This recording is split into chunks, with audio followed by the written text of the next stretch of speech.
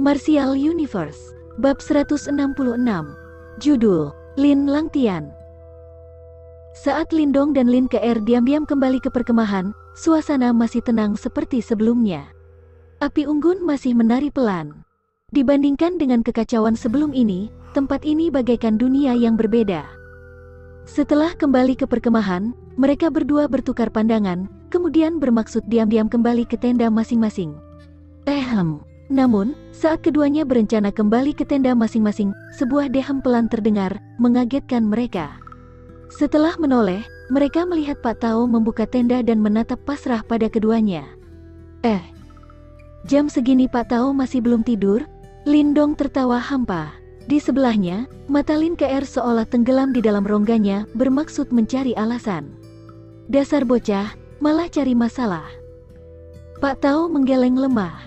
Dari nadanya, sepertinya dia tahu apa yang dilakukan Lindong dan Lin Ke. Mendengarnya, Lindong sekali lagi tertawa kering. Sudahlah, kembali dan istirahatlah. Saat ini, Pak Tao tidak bisa bicara apa-apa tentang hal itu, dan hanya mengayunkan tangan. Melihatnya, Lindong cepat-cepat kembali ke tenda. Kau pergi untuk berurusan dengan kelompok itu kan? Setelah Lindong masuk ke dalam tenda, Pak Tao berjalan ke arah Lin Ke, kemudian menghela napas. Aku tidak menyangka Lindong bisa mengalahkan praktisi Yuan dan tingkat akhir. Kelihatannya dia sangat mengurangi kekuatan saat bertarung melawan Lin Chen waktu itu. Sebagai balasan, bahkan Lin Ke yang memiliki harga diri tinggi pun mengangguk. Matanya yang cantik menatap ke tenda Lindong dan berujar, dia memang sangat kuat. Bahkan di antara anggota muda klan Lin, dia akan ada di peringkat 10 besar. Di reuni klan Lin 2 tahun lagi, Lindong pasti menorehkan prestasinya. Si tua Lin Zentian benar-benar beruntung punya cucu di umur semuda itu. Pak Tao menghela napas. Dia terlihat sedikit iri dengan Lin Zentian. Baiklah, kau juga harus pergi dan istirahat. Kita masih harus cepat-cepat lanjut besok pagi. Baik. Pagi-pagi sekali, saat gunung masih diselimuti kabut, Lindong dan yang lainnya berjalan lagi. Dari penampakan Lin Chen dan yang lain, jelas jika mereka tahu kalau Lindong dan Lin Ke diam-diam ikut dalam peperangan semalam. Setelah berjalan sekitar setengah hari, pegunungan itu menjadi semakin sepi. Sementara itu, ekspresi Pak Tao dan yang lain berubah serius. Mereka sudah mencapai bagian terdalam dari pegunungan api langit. Para hewan iblis yang berkeliaran di sini sangat kuat. Kecerobohan sedikit saja bisa mengundang banyak hewan iblis.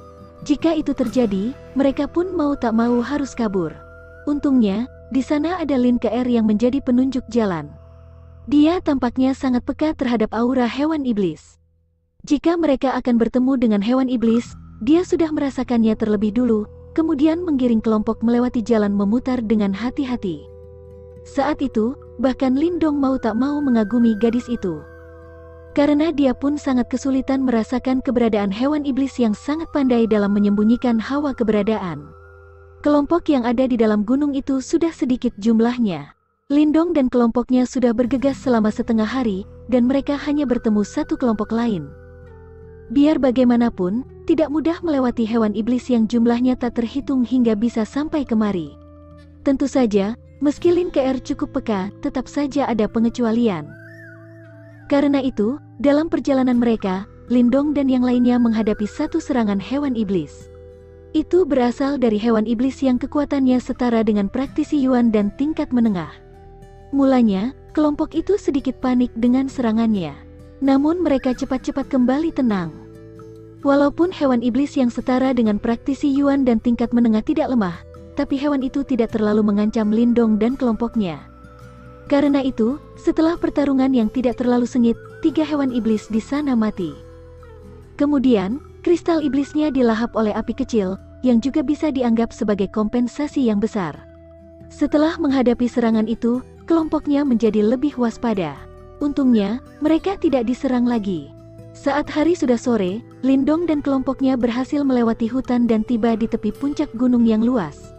Puncak gunungnya tidak berbentuk lancip.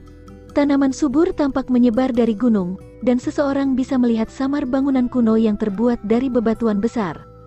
Bangunan itu tersembunyi di balik tanaman di puncak gunung. Inikah tempat di mana makamnya berada? Sambil menatap puncak gunung, mata Lindong dipenuhi dengan sorot bersemangat. Benar, Pak Tao terkekeh dan mengangguk. Dia menghela napas pelan dan berujar, tapi di atas sana terdapat segel. Karena itu, tidak akan mudah masuk ke dalam sana.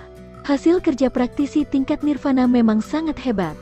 Setelah bertahun-tahun, segelnya masih sangat kuat. Lindong mengangguk setuju.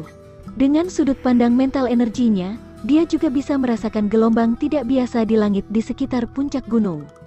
Mungkin itu karena segelnya. Ayo ke kaki gunung dulu. Aku khawatir kalau di sana sudah banyak yang menunggu. Pak Tao terkekeh. Mata Lindong melihat ke arah kaki gunung dan sangat yakin kalau dia melihat banyak tenda. Dia terkejut, tidak menyangka kalau sudah banyak orang yang sudah tiba duluan. Dia tidak bisa berkata apa-apa tentang daya tarik makam kuno tersebut. Kelompoknya mempercepat langkah. 10 menit kemudian, mereka muncul di perkemahan di kaki gunung. Perkemahan itu jelas dibentuk oleh banyak orang. Biar bagaimanapun, bagian dalam pegunungan api langit sangat berbahaya. Hewan iblis yang kuat bisa menyerang sewaktu-waktu. Bahkan seorang praktisi Yuan dan tingkat akhir tidak berani berkemah sendirian. Karena itu, orang-orang berkemah bersama. Jika ada hewan iblis kuat yang menyerang, mereka bisa bekerja sama melawannya. Walaupun mereka semua adalah saingan, sebelum mereka melihat harta karun, mereka tidak perlu saling menjatuhkan. Kemunculan Lindong dan kelompoknya menarik perhatian banyak orang di perkemahan. Namun, saat mereka melihat lambang klan Lin di dada Lin KR dan yang lainnya, mereka menjadi takut dan tidak berani memandang. Klan Lin dianggap sebagai keberadaan yang sangat besar di dinasti Agung Yan. Fraksi biasa tidak akan berani memprovokasi mereka. Berkat reputasi klan Lin, Lin KR dan yang lainnya berhasil memasuki daerah perkemahan. Sambil melihat ke suasana ramai di perkemahan, mereka mau tak mau merasa kagum. Sebelumnya, tak akan ada yang membayangkan kalau pemandangan bagai pasar ini akan muncul di daerah sangat berbahaya dari pegunungan api langit. Ternyata klan Wang juga datang. Setelah memasuki perkemahan, tatapan Lin KR dan yang lainnya tiba-tiba melihat ke arah tanah tinggi di dekat sana. Di sana terdapat beberapa orang yang sedang mengawasi mereka. Klan Wang. Mendengar nama itu, dada Lindong sedikit berdesir. Klan Wang juga salah satu dari 4 klan besar di dinasti Agung Yan. Matanya juga mengarah ke sana, melihat kelompok anggota muda sedang berdiri di tanah tinggi tersebut. Mereka sedang menatap balik. Saat tatapan Lindong melewati mereka, tatapannya berhenti pada sosok pria di tengah kelompok. Pria berbaju kuning di sana tampak memberikan aura ningrat. Wajahnya cukup tampan, dan auranya tidak biasa. Sembari berdiri di kerumunan, dia tampak menonjol. Apalagi, yang paling menarik perhatian Lindong adalah, dia juga merasakan gelombang Yuan power yang tidak kalah dengan Pak Tao, Yue San, dan yang lain dari tubuh orang itu. Yuan dan tingkat akhir, Lindong menatap serius. Klan besar memang sangat luar biasa. Usia laki-laki itu sepertinya sekitar 25 atau 26 tahun. Namun dia sudah mencapai tingkat ini. Dia bisa melihat, bahkan di antara anggota muda klan Wang, orang itu bukan orang biasa. Ditambah lagi, itu juga pertama kalinya Lindong menemukan praktisi muda Yuan dan tingkat akhir. Aku tidak berpikir kalau klan Wang pun sampai datang kali ini. Sembari menatap laki-laki berbaju kuning, alis Lin Chen mengernyit. Tak usah pedulikan mereka. Ayo tata tendanya dan istirahat, ujar Lin KR santai. Dari nada suaranya, tampaknya dia tidak senang dengan anggota klan Wang. Orang-orang lain pun mengangguk, kemudian menyuruh agar tendanya ditata. Berapa banyak kelompok yang dikirim 4 klan besar kali ini? Lindong menghampiri Lin KR dan bertanya. 4 kelompok, sama seperti kita. Hanya saja, klan Wang mengirim anggota muda mereka untuk pengalaman. Tapi masing-masing dari 4 klan besar akan mengirimkan praktisi elit mereka yang sebenarnya. Jelas Lin KR. Karena makam kuno ini sangat berharga, bukannya akan lebih mudah kalau 4 kepala klan besar itu sendiri yang turun tangan? Kau pikir orang-orang itu akan bergerak dengan mudah? Apalagi, kalau salah satu dari mereka turun tangan, kelompok lain pasti akan menghentikan mereka. Pada akhirnya, hanya akan menghabiskan waktu mereka. Setahuku, praktisi elit yang dikirim oleh 4 klan besar adalah anggota muda terkuat. Hehehe, orang-orang itu adalah monster. Bahkan di seluruh dinasti Agung Yan, keberadaan mereka terhitung memukau. Lindong mengangguk diam. Keempatnya pasti jenius yang hebat. Faktanya, Mereka mewakilkan anggota muda terhebat di dinasti Agung Yan. Kak Lin Langtian dan yang lain harusnya datang besok. Kalau sudah begitu, segelnya pasti bisa dibuka. Lin Ke menaikkan matanya yang cantik, sembari menatap pada langit, lantas tertawa. Lindong hanya diam, sementara matanya berkilauan samar. Besok, dia akhirnya akan bertemu dengan orang itu. Malam itu merupakan malam tanpa obrolan di hutan kuno di bagian dalam gunung itu. Fakta bahwa banyak orang yang berkumpul bersama memberikan perasaan nyaman. Walaupun raungan hewan buas menggema cukup sering saat malam hari, namun rasanya cukup damai. Saat fajar hari kedua menyingsing, perkemahan itu menjadi gaduh lagi. Namun, kebanyakan orang sangat bersemangat hari ini. Sebagian besar dari mereka tahu kalau segelnya pasti akan dihancurkan paksa hari ini.